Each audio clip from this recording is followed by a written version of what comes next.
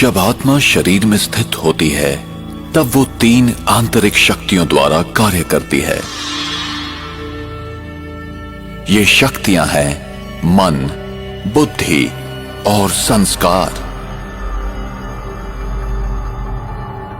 मेरे संकल्पों की रचना का आधार हैं भूतकाल के अनुभव, प्रभाव, स्मृतियां तथा दूसरों द्वारा प्राप्त जानकारियां। आत्मा में निहित संकल्पों की रचना और अनुभव करने की शक्ति को ही मन कहते हैं। कभी कभी ऐसे विचार मन में प्रकट होते हैं जिनकी हमें जानकारी भी नहीं होती और वे निरंतर बहते रहते हैं। ये कैसे होता है? इसका कारण है अवचेतन मन में संचित पूर्व कर्मों की सुषुप्त स्मृतियां। मन में उठने वाले संकल्पों का स्वरूप कुछ भी हो सकता है, जैसे अच्छा या बुरा, समर्थ या व्यर्थ, सकारात्मक या नकारात्मक। संकल्प एक विचार भी हो सकता है। प्रायः संकल्प मुझे कुछ करने के लिए निर्देश देते हैं। मैं आत्मा निर्णय लेती हूं कि ये करना है या नहीं, अभी करना है या बाद में, ये अच्छा है या बुरा, आदि आदि। संकल्पों को निरीक्षण करने तथा निर्णय करने की आत्मा की इस क्षमता को ही कहा जाता है बुद्धि। निर्णय के आधार पर मैं आत्मा कर्म करती हूं। कर्म आत्मा में अपनी छाप छोड़ता है, जिसका प्रभाव फिर विचार शैली पर पड़ता है और इसे ही संस्कार कहा जाता है। व्यक्ति कैसे जन्म लेता है? कब भ्रूण माता के गर्भ में जीवित प्राणी बन जाता है? आत्मा कब गर्भ में प्रवेश करती है? भ्रूण जब तीसरे से 5वें माह का होता है तभी उसमें जीवन शक्ति आती है। ये जीवन शक्ति ही आत्मा है। आत्मा को ही प्राण कहते हैं। आत्मा ही प्राण ऊर्जा है। आत्मा में संचित विशेषताओं और अनुभूतियों के आधार पर शरीर के डीएनए तथा विभिन्न अंगों का निर्माण होता है। उंगलियों के निशान तथा अंगों की बनावट भी आत्मा के कर्मों के प्रभावों के आधार पर होता है। दूसरे शब्दों में, मैं आत्मा ही अपने शरीर की बनावट का निर्धारण अपने विचारों, मनस्थिति और कर्मों के द्वारा करती हूं।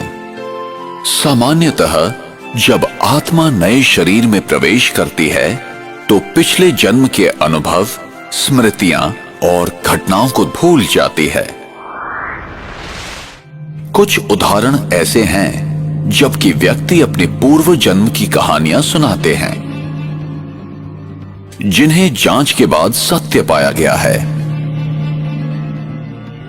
हम अक्सर देखते हैं कि अबोध बालक बिना किसी कारण रोते हैं या हंसते हैं। पूर्व जन्म की स्मृतियां ही इसका कारण होती हैं। इसकी दूसरी ओर मृत्यु क्या है?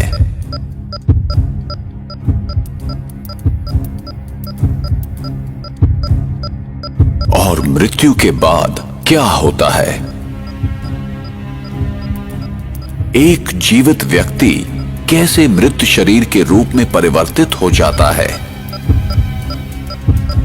मृत्यु वो स्थिति है जब आत्मा शरीर छोड़ देती है।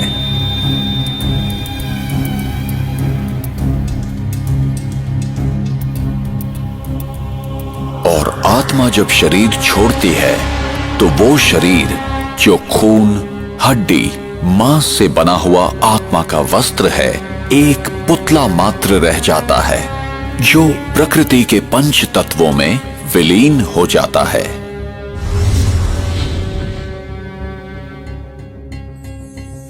अपने पुराने शरीर को छोड़ आत्मा दूसरी माता के गर्भ में प्रवेश करती है। मनुष्य आत्मा पशु योनि में नहीं जाती। जैसे सेब के बीज से कभी संतरे का वृक्ष नहीं निकलता, वैसे ही मनुष्य आत्मा सदैव मनुष्य शरीर ही धारण करती है। आत्मा जब भी किसी नए शरीर को धारण करती है तो वो अपने नए मित्र संबंधी और अपनी एक नई पहचान बनाती है। जैसे कोई नाटक में कलाकार अपने अनुरूप वस्त्र पहनकर एक निर्धारित समय में अपना अभिनय करता है, ठीक उसी प्रकार इस विश्व रंगमंच पर आत्मा भी एक कलाकार की तरह अपने निर्धारित समय पर अभिनय करती है।